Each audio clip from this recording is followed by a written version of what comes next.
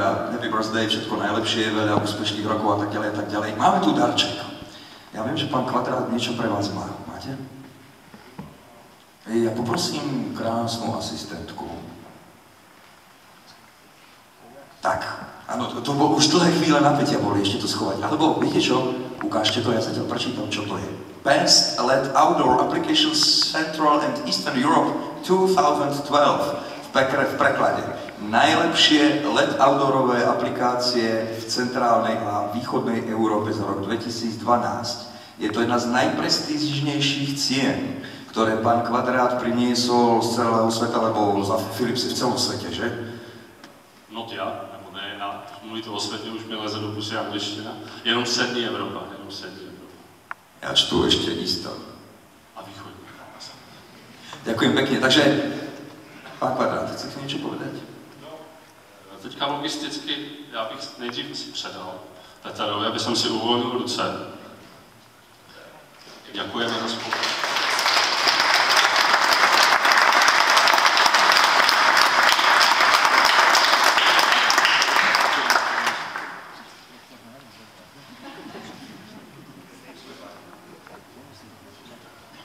No já jsem celou dobu přemýšlel, jestli mě napadne něco chytrého, co bych řekl. A nic mi nenapadlo, takže jsem si řekl, že zkusím říct něco, co mě napadne jako první.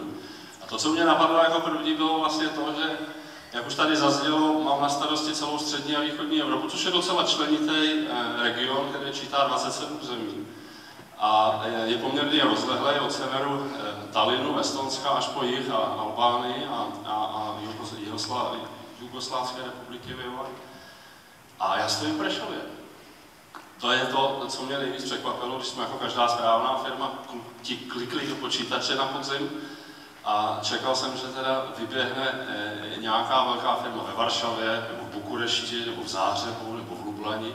Světe div se, byl to Oswakon v Prešově z více než 3,5 tisíci svítidly LED, do kterých jako společnost Indal Philips v posledních letech investujeme významné sumy.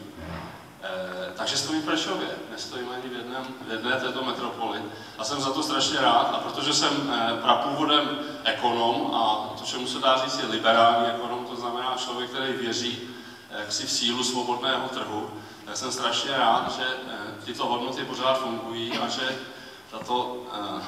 tento certifikát nebo tento acknowledgement se vlastně máme možnost udělit někomu, za kterým stojí opravdu ta jednoduchá, poctivá je takové zprofanované, tvrdá práce a že to Churchillovo krev, pot a slzy pořád platí a tam, kde toto funguje, tak se dostaví výsledky. Takže pro nás jako pro Philips, který jako firma, která se opravdu snaží investovat do nových technologií, je neuvěřitelně příjemné stát v Prešově s přítelem, s Petrem Bindasem, s Jankem Lukáčem a podělit se o jejich 20. narozeniny.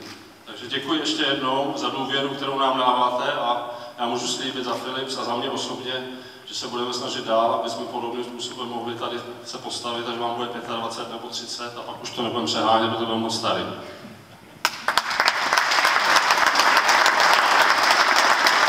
No, ja myslím, že predtým, než pôjdeme všetci jesť a piť, posledné slovo dáme oslávencovi. Môžem vás poprosiť ako zástupcu oslávencov všetkých? Určite áno, ja som veľmi rád a teda ako v prvom rade sa musím zmôcť na slovo, lebo je to pre nás veľká podsta. Je pravda, ako ja pri každom novoročnom príhovore všetkým našim zamestnancom, partnerom vždy sľubujem len drinu a drinu.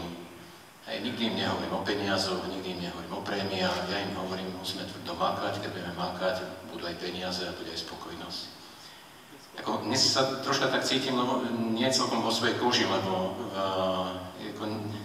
nezvyknem preberať ceny. Ako, radšej som v tom výkone, v tej operatíve, v tej exekutíve fungujem. Ako ja vždy hovorím, že my sme na robotu, že nám treba vlastne makať. Ale čo by som chcela, čo skutočne chcem povedať? Chcem poďakovať v prvom rade za dôveru. Skutočne mám obrovskú radosť z toho, že ste prišli, pretože s mnohými z vás sme začínali. Začínali sme ako mladá, neskúsená firma s veľkými ambíciami a v podstate s veľkým nadšením, ale tých skúseností sme mali strašne málo. Ja som ešte raz veľmi rád, že mnohí z vás nám dali dôveru na začiatku. Som veľmi rád, že sme presvedčili aj vás, pre ktorých sme robili v predchádzajúcich minulých rokoch, že sme profesionálna firma, že tomu svetu rozumieme a chceme mu rozumieť, že naši ľudia sa chcú učiť, pretože chceme robiť aj do budúcna dobrú robotu, za ktorú sa nemusíme hanbiť. Ja ešte raz chcem poďakovať pánovi Kvadrátovi za to, že ma veľmi, veľmi prekvapil. Je to pre mňa veľká česť a ja skutočne si myslím, že máme otvorené aj napriek tomu, že všetky noviná médiá pláču, že je kríza, že je zlé a zlé a zlé, že jednoducho, tak ako, troška poviem, ako železná lady, ako pani Tečerová povedala, treba si popnúť do dlani a teraz začať robiť, netreba plakať. To je to, čo by som chcel vlastne aj našim chlapcom odkázať. Ako ideme ďalej a ja si myslím, že aj v budúcich rokoch budeme mať výsledky, pretože budeme to robiť. Ďakujem ešte raz. Ja by som teda, ak môžeme a ak zavoláme toho. Áno, ja vás poprosím všetkých, dámy a páni, ak budete takí láskaví a uchopíte svoje čaše. Ja len neviem teda, či môžem pretransformovať vaše slova do ľudovej reči, bude to horšie a horšie a horšie, dámy a páni, s tou makačkou a trinou. Ale len vďaka tomu je vaša firma tam, kde je, k čomu vám gratulujeme. A na čo dovolte nám, aby sme sviatočne pripili oslávencom všetko najlepšie.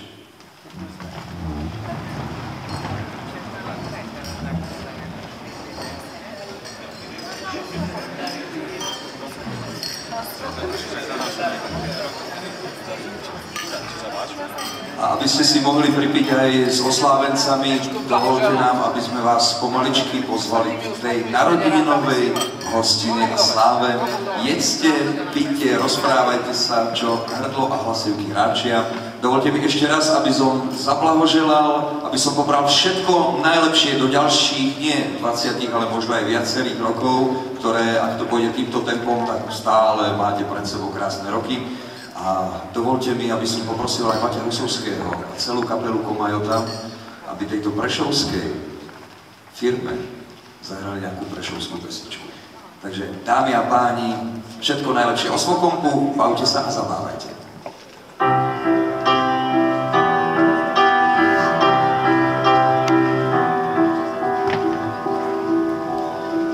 Krám píše prstom na nebo, kto vdýchol dušu kameň, život šiel vždy vlastnou cestou, svetu míja naše mesto. Neptún stráži milencov, let holubov a štekot psov, každý kráča vlastnou cestou, svetu míja naše mesto. Cesty vedú tam aj späť, milión miest núka svet, no len jedno nám zlomí hlas. Je to mesto, čo